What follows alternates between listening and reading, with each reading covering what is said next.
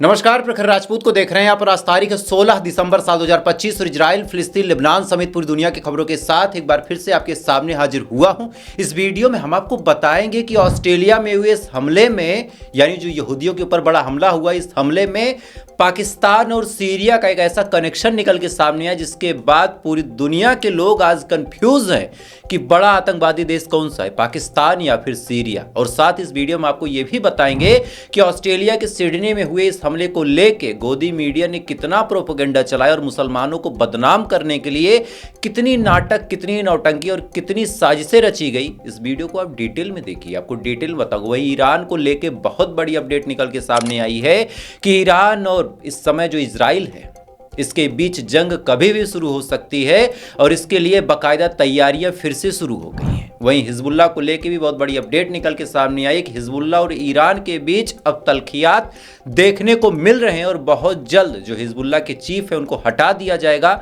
अब ऐसा क्यों कह रहा हूं, इस वीडियो को आप डिटेल में देखिए, आपको डिटेल में पता चलेगा। और साथ ही भारत से भी बहुत सारी अहम खबरें निकल के सामने आई हैं, यानी यकीन मानिए आज की जो खबर है बहुत ज़्यादा अहम है, बहुत ज़्यादा इंपॉर्टेंट है। इस वजह से वीडियो को लास्ट तक जरूर देखिएगा। चैनल पे नए हैं, वीडियो को लाइक करके चैनल सब्सक्राइब करके अपना प्यार जरूर दे दीजिएगा। और साथ ही इस समय जो हमला ऑस्ट्रेलिया के ऊपर हुआ है, जिस लेवल का हमला हुआ है, जिस हिसाब से यहूदियों को मारा गया, वीडियो शुरू करने से पहले आप लोगों से सवाल पूछता हूं कि क्या ये हमला सही था, क्या आप इसको जायज ठहराते हैं? कमेंट में आप जवाब जरूर दें। तब तक एक एक करके मैं आपको खबरें बताता हूं दोस्तों। सबसे पहले ऑस्ट्रेलिया के सिडनी में ये जो हमला हुआ, इस हमले के बारे में पाकिस्तान का क्या कनेक्शन निकल के सामने आया, ये आपको डिटेल में समझाता हूं। और साथ ही इस हमले में जो मेन आरोपी हैं, उन्होंने ऐसा हमला क्यों किया, इसके बारे में भी आपको बताता हूं। दरअसल कल की बात है, ऑस्ट्रेलिया की सिडनी में एक बीच है, बॉन्डी बीच, यानी समुद्र का जो किनारा है, वहां पे लगभग 2000 की तादाद में जो यहूदी समुदाय के लोग हैं वो अपना त्योहार हनुक्का मनाने के लिए गए हुए थे। तमाम चीजें बिल्कुल स्मूथली, बिल्कुल ठीक तरीके से चल रही थी। इसी दौरान अचानक से दो बंदूकधारी आते हैं, आने के बाद गोली चलाते हैं। गोली चलाते हुए कई सारे लोगों को मार देते हैं, कई सारे लोग घायल होते हैं। उसके बाद एक शख्स आता है, आने के बाद इनमें से एक हमलावर को पकड़ता है, बाकी फिर पुलिस वाले अपना काम करते हैं, एक को मार गिराया जाता है। उसके बाद क्या कुछ हुआ मैंने आपको डिटेल में कल ही बता दिया, तो आज आपका वक्त जाया नहीं करूंगा। हालांकि जो लोग नए थे उनके लिए बता दिया कि हाँ इतनी चीजें हुई हैं। अब जब जांच पड़ताल शुरू हुई और हमलावरों की जब पहचान हुई तो पता चला कि एक का नाम है जाबिद और एक का नाम है साजिद।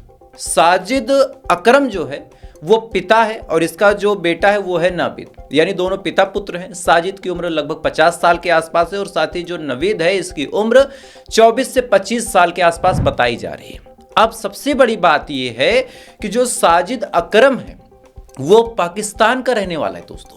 पाकिस्तान से साल 1998 में ये ऑस्ट्रेलिया की सिडनी में पढ़ाई करने के लिए गया था, लेकिन इसी दौरान इसकी मुलाकात वहां के रहने वाली एक लड़की जिसका नाम वेरेना था उससे होता है। वेरेना इसको देखते इसको पसंद कर लेती है। उसके बाद दोनों शादी कर लेते हैं और जैसे दोनों शादी करते हैं, ऑन द स्पॉट जो साजिद था उसको ऑस्ट्रेलिया की नागरिकता मिल जाती है। अब यहीं से जो साजिद था वो ऑस्ट्रेलिया का नागरिक हो गया, लेकिन मन में पाकिस्तान के प्रति प्यार था। इस वजह से जब इनका बेटा जिसका नाम नाविद है, जब वो मुकम्मल तौर पे इस दुनिया में आया तो उसकी पढ़ाई के लिए, उसकी लिखाई के लिए इसको बाकायदा पाकिस्तान भेजा गया। यानी कई सालों तक ये पाकिस्तान में रहा और पाकिस्तान में रह के पाकिस्तान की जो मानसिकता है इसके अंदर डाली गई। फिर क्या था, दोनों अपने घर में ठीक ठाक तरीके से रहते थे। इन्होंने शिकार करने के लिए 6 से ज्यादा बंदूकों को ले रखा था, लाइसेंसी 6 से ज्यादा लाइसेंसी बंदूकों को ले रखा था। इसके बाद जब इन्होंने तमाम चीजें सुनी, दिमाग में ख्याल आया कि कुछ करना है। ऐसे लोग इस्लाम का परचम बुलंद नहीं करते, इनके दिमाग में ख्याल आता है कि चलो इस्लाम को मैं थोड़ा सा गंधवा देता हूं, इस्लाम की बेहुरमती कर देता हूं अपनी हरकतों की वजह से। और इसी के बाद ये लोग हाथों में बंदूक उठा के उस पार्टिकुलर जगह पे पहुंचते हैं। पहुंचने के बाद गोली चलाते हैं और निर्दोषों को मारते हैं। आपको याद होगा, अभी मैंने आपसे एक शुरू में सवाल पूछा था कि क्या ये जो सिडनी में हमला हुआ उसको आप जायज मानते हैं? बहुत सारे लोग होंगे जो जोश जोश में कहेंगे कि हाँ जायज था, लेकिन माफ कीजिएगा मैं आज आपके साथ नहीं हूं। क्योंकि जब मैंने इस चैनल को शुरू किया था तब मैंने ये नहीं बताया था कि मुसलमान मारे जा रहे गाजा के अंदर। मैंने ये कहा था कि मासूम मजलूम मारे जा रहे हैं और कहीं भी कोई भी मासूम, कोई भी मजलूम मारा जाए, हमें उसके साथ खड़ा रहना होगा। आपका धर्म मेरा धर्म हमको आपको ये सिखाता है। सबसे बड़ी बात यह है कि ये दोनों आतंकवादी अगर इनके मन में इतनी ही जोश और उमंग थी तो ये जाके गाजा के अंदर लड़ते इजराइल से। यहां पे मजलूमों को मार के इनको क्या मिल गया। बहरहाल जब पुलिस ने इनकी गाड़ी की तलाशी ली तब सबसे बड़ी ताजुब की बात यह है कि इनकी गाड़ी से नवभारत टाइम के हिसाब से आपको ये न्यूज बता रहा हूं, आप अपनी स्क्रीन पे देख सकते हैं कि इनकी गाड़ी से ISIS का झंडा मिला। ISIS कहां का है? सीरिया का। सुनते जाइए अभी आप। ISIS का झंडा मिला, साथ ही इनकी गाड़ी में 2-3 जिंदा बम मिले, 2-3 जिंदा बम। और उसके बाद जब और फर्दर जांच पड़ताल हुई तो पता चला कि जो बेटा था जिसका नाम था नावेद, ये 2019 में ही बाकायदा ASIO जो कि ऑस्ट्रेलिया की जांच एजेंसी, जैसे हमारे यहाँ NSA है, हमारे यहाँ और भी जो है जांच एजेंसियाँ जो जांच पड़ताल करती हैं, ATS है, ऐसी तरह की वहाँ की जो जांच एजेंसी है उसकी रडार में साल 2019 में ही नाजिद आ चुका था। लेकिन उस टाइम प्रॉपर सबूत ना होने की वजह से इसको छोड़ दिया गया। लेकिन इस बार इसने ऐसी आतंकवादी घटना को अंजाम दिया है जो शायद इस्लाम के तो खिलाफ है, इंसानियत के खिलाफ है ही, इस्लाम के भी खिलाफ है। किसी मासूम को धोखे से मारना, कत्ल करना, यह इंसानियत के खिलाफ है। अब अगर आपको असली मुसलमान देखना हो तो स्क्रीन पे अब आपको एक तस्वीर दिख रही होगी, ये है इस दुनिया का असली मुसलमान जिसका नाम है अहमद अल अहमद। ये शख्स जब देखता है कि यहूदियों के ऊपर गोली चलाई जा रही है तब इसने इंसानियत धर्म को चुना और अपने सच्चे इस्लाम धर्म को चुना और ये कूद पड़ता है। कूदते हुए एक हमलावर को पकड़ता है, उसके बाद उसको जमीन पे भी गिराता है, उसके बाद उसकी राइफल छीनता है, उसके बाद उसको गोली मारता है और खुद भी इंजर्ड होता है। ताजुब की बात पता है क्या है कि जिस आतंकवादी संगठन के भरोसे ये लोग हमला करने आए थे, यानी साजिद की गाड़ी में जिस ISIS का झंडा मिला, जो झंडा सीरिया में अक्सर लहराया जाता है ISIS के नाम पे, ये शख्स अहमद अल अहमद 10 साल पहले सीरिया का ही रहने वाला था। सीरिया में जब असद की सरकार लगातार टॉर्चर कर रही थी, लोगों को मार रही थी, पीट रही थी, जेलों में बंद कर रही थी, इस वजह से अहमद अल अहमद वहां से भाग के आता है। आने के बाद ऑस्ट्रेलिया में नागरिकता लेता है और यहाँ पे तंबाकू की दुकान चलाता है। तंबाकू का इसका एक शॉप है जिसका ये मालिक है। साल 2021 से इसने धंधा शुरू किया था। वहीं अगर साजिद नवीद के परिवार की बात करें तो ये दोनों ही पाकिस्तान से कनेक्शन रखते हैं। दोनों की माँ जो वेरेना है उनसे जब बातचीत की गई, यानी जो साजिद की पत्नी और नावेद की माँ है, उनसे जब बातचीत की गई तो उन्होंने कहा कि मुझे पता ही नहीं था कि मेरा पति और मेरा बेटा ऐसा कर सकता है। कौन माँ चाहेगी कि उसका बेटा आतंकवादी बन जाए। ताजुब की बात यह है कि ये लोग अपने घर से शिकार करने निकले थे कि हम लोग मछली पकड़ने जा रहे हैं। जो नाविद है वो 1.5 महीने से बेरोजगार है। पिछले कई महीनों से एक ईंटे की फैक्ट्री में काम करता था, लेकिन इस बार बेरोजगार हो गया। तो कहीं ऐसा तो नहीं कि पैसे की लालच दे के किसी ने ऐसा काम करवा लिया, या फिर वजह कुछ भी हो। लेकिन आज जिस हिसाब से इन दोनों दरिंदों ने, इन दोनों वहशियों ने इस्लाम को बदनाम करने की कोशिश की है, इनको जितनी गाली पड़े उतना कम है। खैर, ये खबर यहीं पे समाप्त करते हैं। अब आपको मिडिल ईस्ट की खबरों की तरफ लेके चलते हैं, जो कि मिडिल ईस्ट की आबो हवा भी यहीं की तरह जहरीली है। बहुत बड़ी अपडेट निकल के सामने आ रही है। अनाडोलू के हवाले से आपको बता रहा हूं कि नेतन्याहू ने ICC यानी इंटरनेशनल क्रिमिनल कोर्ट में एक रिट फाइल की थी और इस रिट में साफ तौर पे ये कहा था कि गाजा में जो जांच पड़ताल हो रही है ये जांच पड़ताल नहीं होनी चाहिए। इजराइल ने कुछ गलत नहीं किया, इस वजह से जांच पड़ताल नहीं होनी चाहिए। लेकिन सबसे ताजुब भरी बात यह है कि अब ICC ने यह फरमान भी ठुकरा दिया और कहा कि ऐसा कुछ नहीं होगा बाबू, जांच पड़ताल तो होगी, जांच पड़ताल होगी और नेतन्याहू तुमको जेल भी होगी।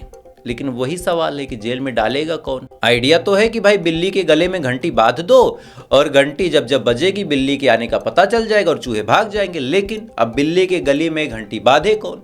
सेम चीज है। ICC बार बार कहता है कि नेतन्याहू गिरफ्तार होगा, नेतन्याहू को जेल जाना पड़ेगा, नेतन्याहू को सजा होगी, ये ताउम्र जेल में रहेगा, कभी कुछ भी हो सकता है।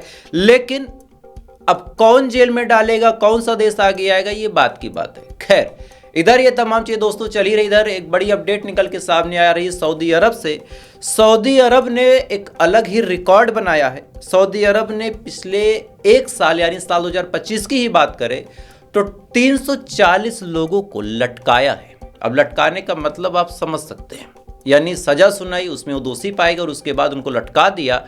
और बड़े ताजुब की बात है कि आज ऑस्ट्रेलिया का नाम जब निकल के सामने आ रहा तो कई सारे लोग ये कह सकते हैं कि पाकिस्तानियों को बदनाम करने की कोशिश हो रही है। पाकिस्तान के जो मुसलमान हैं वो दीन धर्म के बड़े पक्के हैं, 5 वक्त के नमाजी हैं, ये चारों हराम चीज़ों को मानते हैं, एकदम हलाल काम करते हैं। लेकिन ताजुब की बात पता है क्या है कि सऊदी अरब ने जितने लोगों को लटकाया उसमें सबसे ज़्यादा तादाद पाकिस्तानियों की है और कई सारी तो महिलाएं हैं। और इसको लेके पाकिस्तान के द डॉन में ये आर्टिकल भी छपा था कि अब पाकिस्तान की सरकार को सऊदी अरब की सरकार से बातचीत करनी चाहिए कि भैया क्या हमसे कोई पार्टिकुलर दुश्मनी है या फिर हमारी आवाम के लोग ऐसे ही खराब हैं।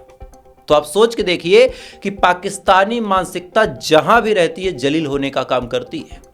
ऑस्ट्रेलिया गई, वहां पे क्या किया आप देख सकते हैं। भारत के कश्मीर में पाकिस्तानी मानसिकता के लोग क्या करते हैं आपको पता ही है। और इधर अब आप सऊदी अरब में देख ले, यहाँ तो कोई ब्लेम भी नहीं कर सकता कि भाई नॉन मुस्लिम था इस वजह से वो नफरत करने लगा।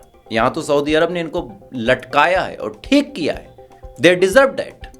खैर, इधर ये तमाम चीजें दोस्तों चल ही रही। इधर हमास के हवाले से बहुत बड़ी अपडेट निकल के सामने आ रही है कि हमास के स्पोक पर्सन जो खलील अल हया है, इन्होंने बड़ा बयान दिया और ये बयान वास्तव में बड़ा चौंकाने वाला है दोस्तों। चूंकि खलील अल हया का कहना है कि जिस हिसाब से रैद साद को टारगेट करने का काम, आपको याद होगा 2 दिन पहले हमास के सीनियर लीडर को मारने का काम, टारगेट करने का काम, कत्ल करने का काम, रेकी करने का काम और जितने और सीनियर लीडर उनको धमकाने का काम इजराइल ने किया।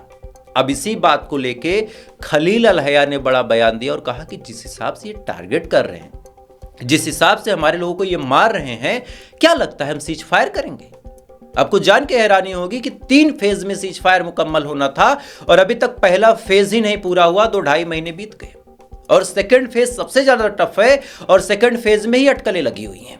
किसी को हथियार छोड़ना है, किसी को पीछे हटना है और टू बी वेरी ऑनेस्ट, ना कोई हथियार छोड़ने को तैयार है, ना कोई पीछे हटने को तैयार है, केवल मर और पिस रहे हैं। तो गाजा के मासूम मजलूम लोग जो इस समय ठंड से ठिठुर रहे हैं, जहां पे पानी कुदरत का कहर है, जहां की हालत ऐसी है कि अगर आपको 1 घंटे के लिए छोड़ दिया जाए तो यकीन मानिए भाई साहब, अस्पताल में आप मिलेंगे। जिस हिसाब से वहां पे कड़ाके की ठंड है, घर नहीं है, टेंटों में गाजा के मजलूम मासूम लोग रह रहे हैं, पानी बरस रहा। और ताजुब की बात आप सुनिए कि अभी सेकंड फेज भी नहीं शुरू हुआ। सेकंड फेज शुरू होगा, 2-3 महीने चलेगा, उसके बाद थर्ड फेज आएगा। क्या लगता है आपको सीज फायर होगा जिस हिसाब से सीज फायर तोड़ा जा रहा है? इधर ये तमाम चीजें दोस्तों चली रही है। इधर आईडीएफ ने बड़ा दावा किया कि उसने हिजबुल्लाह के 3 सीनियर लीडर को भी मार दिया लेबनान के अंदर, 3 सीनियर लीडर को।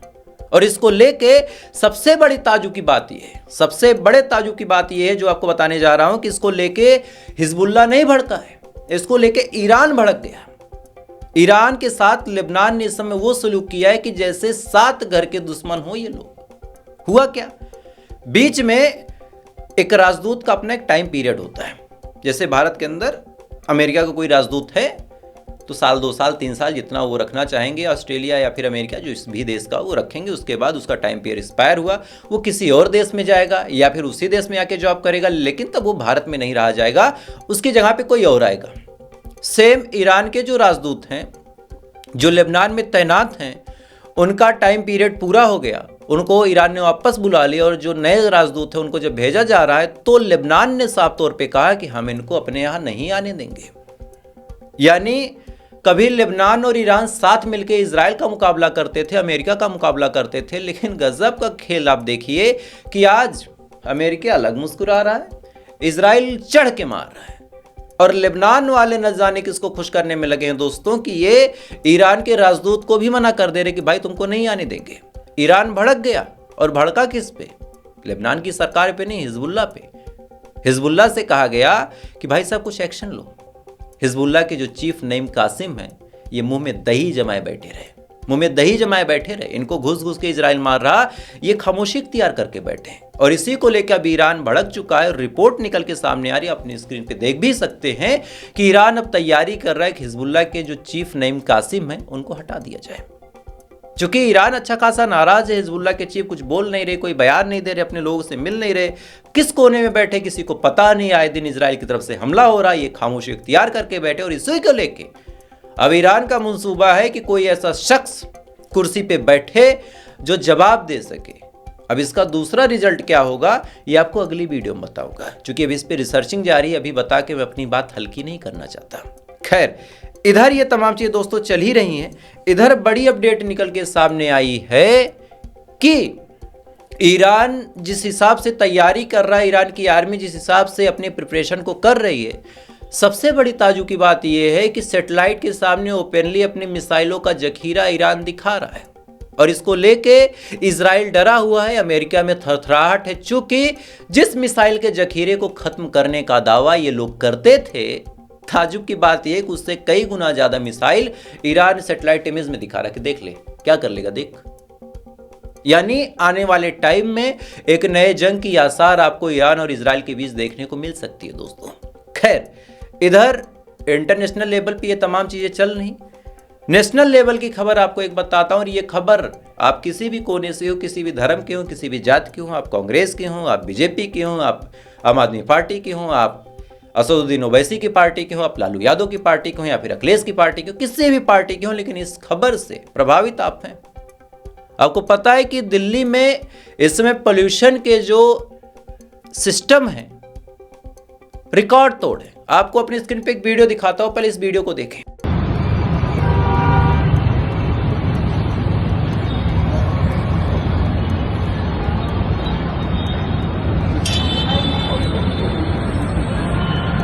इस वीडियो को देख के आपको ऐसा लगेगा कि जिस बिल्डिंग को हम देख रहे हैं बाबू साहब, वो बिल्डिंग बड़ी ऊपर है, जमीन से हजारों फीट ऊपर ऐसी बिल्डिंग है, यानी बादलों के ऊपर। लेकिन पता है ये 4-6 मंजिले बिल्डिंग है, ज्यादा ऊंची नहीं। और नीचे आपको ये जो धुंध दिख रही है ना, ये पोल्यूशन है, प्रदूषण दिल्ली का।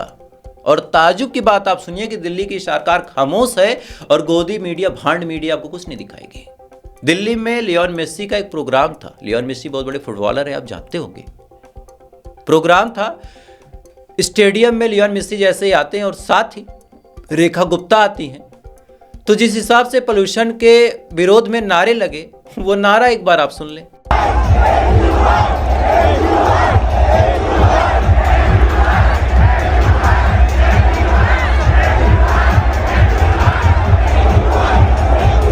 इस वीडियो में आप साफ तौर पे देख सकते हैं कि दिल्ली की जागरूक जनता लगातार प्रोटेस्ट कर रही है पोल्यूशन को लेके। लेकिन कौन बोलेगा, कौन बोले? कान में तेल डाल के दिल्ली के सीएम और इस देश की सरकार खामोशी से बैठी है। आम जनता मरती है तो मरने दो, किसी के बाप का क्या जाएगा, यही इनका नियम है दोस्तों, क्या कहा जाए। खैर, तो फिलहाल ये थी पूरी कहानी, और इस कहानी के बारे में आपकी क्या राय है कमेंट कीजिएगा। थोड़ी देर बाद फिर मिलते हैं इजराइल, फिलिस्तीन, लेबनान समेत पूरी दुनिया की खबरों के साथ। तब तक आप अच्छे रहे, खुश रहें। चैनल पर नए हैं तो सब्सक्राइब जरूर कर लें। तब तक ऊपर वाला की हिफाजत करें।